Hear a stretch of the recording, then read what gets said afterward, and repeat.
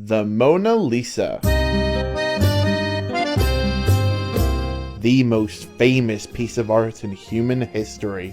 This masterpiece was constructed by the insurmountable Leonardo da Vinci in Florence in the year 1503, over 700 years ago.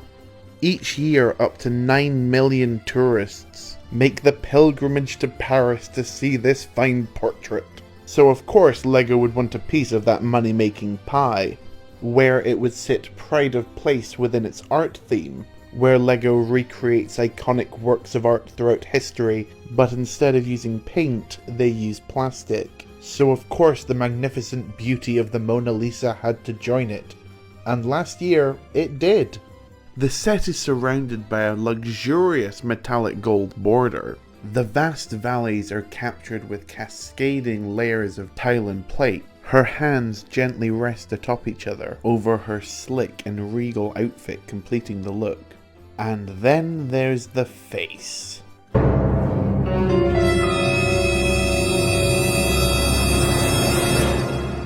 I mean, where to start? Don't get me wrong, Mona wasn't much of a looker to begin with. How rude. But she's been done so dirty here.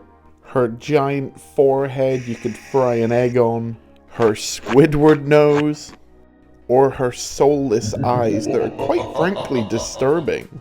So disturbing that they even give you the option within the instructions to just remove them entirely, in case you didn't want her to watch you while you sleep. But I would argue that when you remove the eyes, it just gets so much creepier. So I had to put a stop to it. At first I thought about creating a better version of Leonardo da Ninja Turtle's work. But let's be honest, I'm no Da Vinci. I'm not even Italian.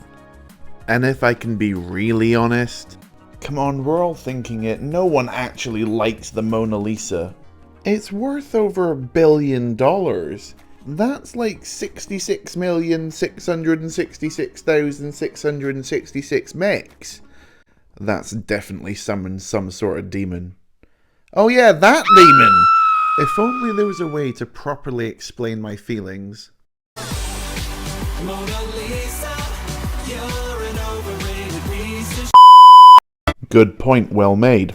It was time to modernize the Mona. So I took the most calm and reasonable option and ripped out her face entirely. But I couldn't leave poor Mona with a giant empty chasm sitting in place of her head. I had to replace it with something different. Someone different. But who could that fine figure be, I hear you cry? Mahatma Gandhi? Nelson Mandela? Mother Teresa even? If you thought it was any of them, you clearly think way too highly of me or my channel. Cause I'm doing Jar Jar Binks. Looky, Senator. Oh, Copperfield. Excuse me. Oh, muy, I love you. Why Jar Jar of all people? Well, you'll have to wait till the end of the video to find out. Yes, I did make this whole video for one joke.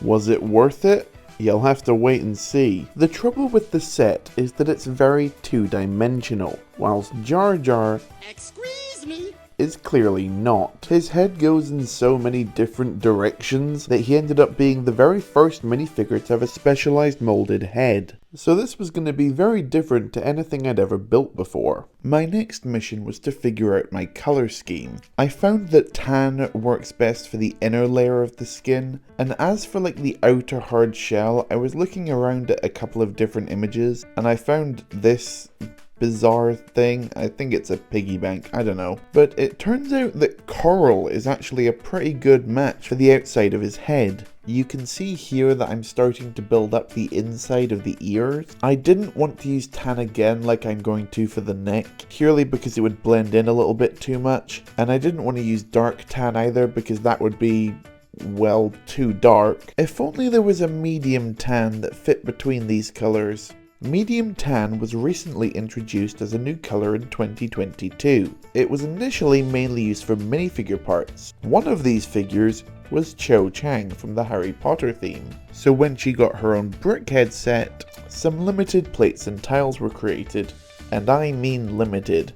You can probably see that I'm only working with 3 different parts here to create these. So we'll just call it texture when in reality it was the best I could get away with. I've used some coral in between the actual neck and the inside of the ears just to give a little bit of depth and to make the ears look a little bit even further back. And then I just used some tan tile following up the neckline from the official set. There is this weird bar thing at the bottom where in the set you can like set back the actual head. I didn't bother with that and kind of just tiled over it.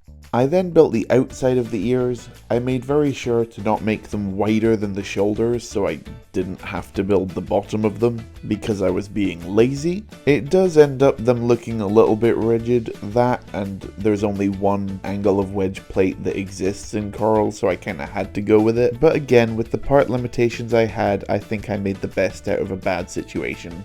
The mouth area was up next. And despite Jar Jar looking a little bit like he has turkey teeth, I was happy with it. I was able to give him that perfect Jar Jar smile that we all know and love. If I had to be honest, the nose section is the part that I'm least happy with. Ideally, I'd like to have 2 nostrils visible rather than the one that I actually ended up having. But I couldn't figure out a way to do it without it looking terrifying, at least less terrifying than it already is. We clearly went to the Peppa Pig school of character design, where you can see both eyes, but it's only one side of his face. And when you think about it, it gets a bit weird, so it's best to just not think about it. And believe me, having it face forward like the actual Mona Lisa set would be far, far worse. And to complete the final model is the eyes. They were built out of multiple pieces that I was shocked to find existed in coral, including these leaves and a Technic pin connector. And as for the pupils, I nicked them off this giant pigeon from LEGO Dreams. At one point I was going to use these classic space helmets, but again, it just looked terrifying. And there you have it. The updated and upgraded LEGO Mona Lisa, or as I like to now call it, the Mona Misa. Yep, that's the joke I made you wait for. I'm not apologising, you should know better from me by now. Now let's look at this piece from an artistic point of view. Is it good? No. Is it funny? Not really. Do I regret building it? Absolutely not. This will hang pride of place on my mantelpiece. I don't care what anyone in my family has to say about it. So what's next for the Not That Sam Smith art collection? Get Max Rebo into Starry Night? Yarel Poof into the Great Wave?